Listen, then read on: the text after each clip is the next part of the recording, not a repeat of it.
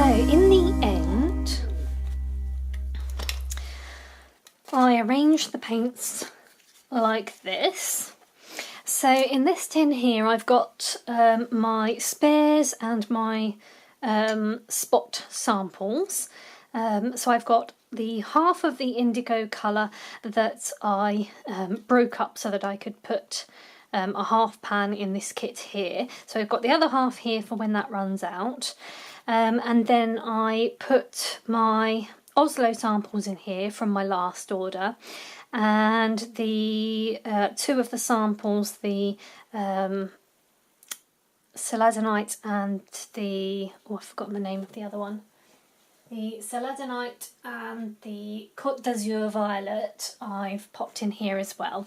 So that's a nice little extra kit there. Or if I was going somewhere and I only wanted to take a minimal amount of colours, I'd probably take these out and choose my favourites from here. So that I've got a mini eventually everything mixes kit to take with me. So that's that one. And then I've arranged these in here. Now you'll notice that I have put this dot sample here. This one is the Epidot, and I've put that one in there because it is actually a colour that I didn't own already. So I wanted to put it in my main kit so that I could use it as part of the range of colours that I own. So I've just popped all the colours I own in there now, and the Oslo ones are these three here. So I am now going to swatch those.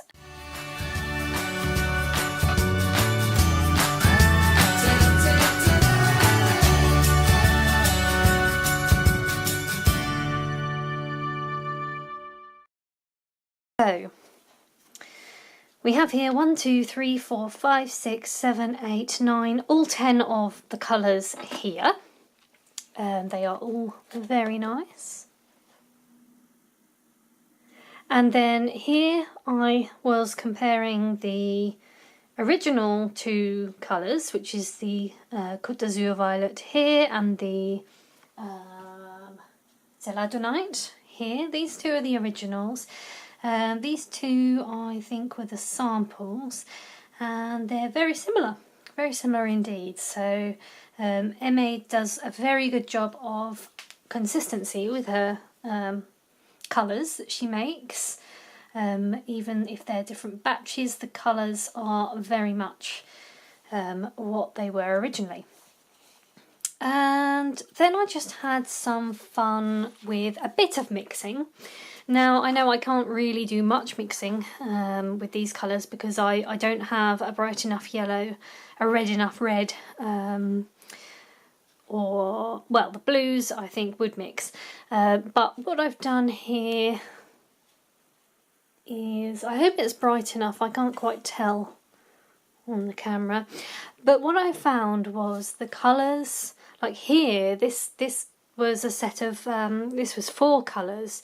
The 4 up here, 1, 2, 3, 4, that's them kind of mixed together, and they just mix so beautifully.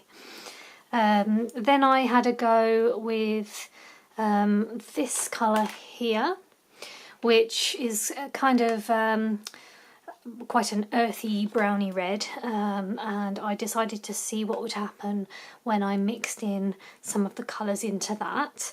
So you've got the granulating one here, making a bit of a greenish colour.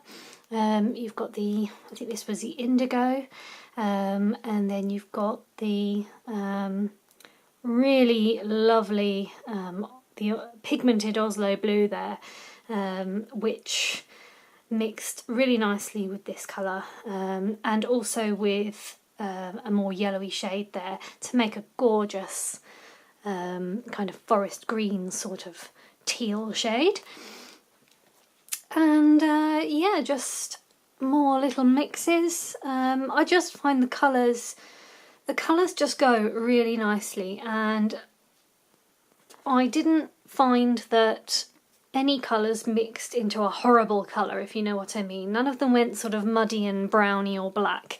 even using this kind of dusky pink kind of shade with the brightest kind of blue shade there, what we ended up with is kind of a nice grey, which I really like. I love shades of grey, so that works really well. So yeah, these colours are just so lovely, and I'm already thinking about looking for a few more colours to add to my collection, because I have here a good 2 or 3 spaces, depending on whether I keep the that dot sample there in there, but I could definitely buy another couple at least.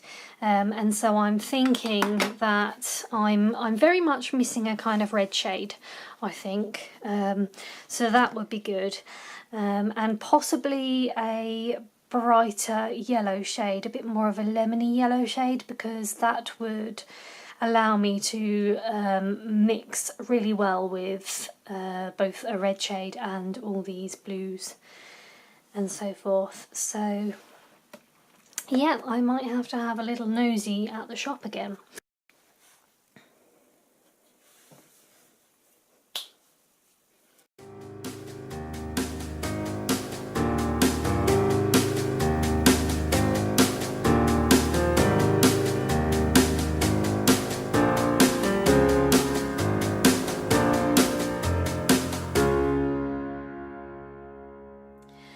So as you can see, I've been having a lot of fun with my Eventually Everything Mixes paints on this little piece of watercolour paper, and I didn't stretch it beforehand, which is why it buckled, but it soon settles itself once it's got enough water on it.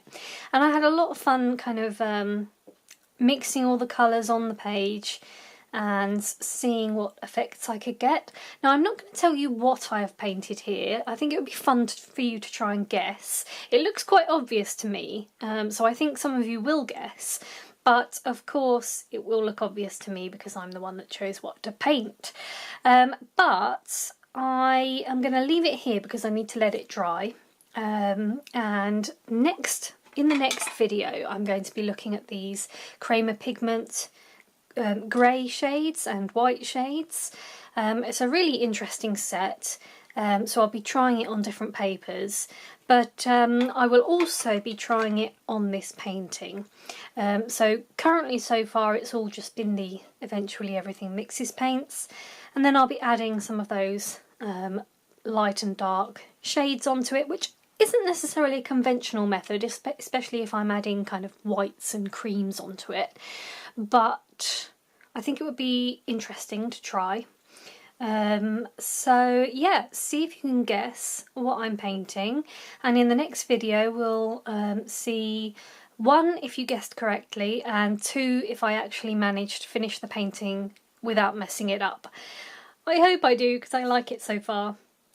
So yeah, thanks for watching, and I will see you next time. And don't forget, if you have any questions for me for my Q&A video, pop them in the comments below. Bye for now.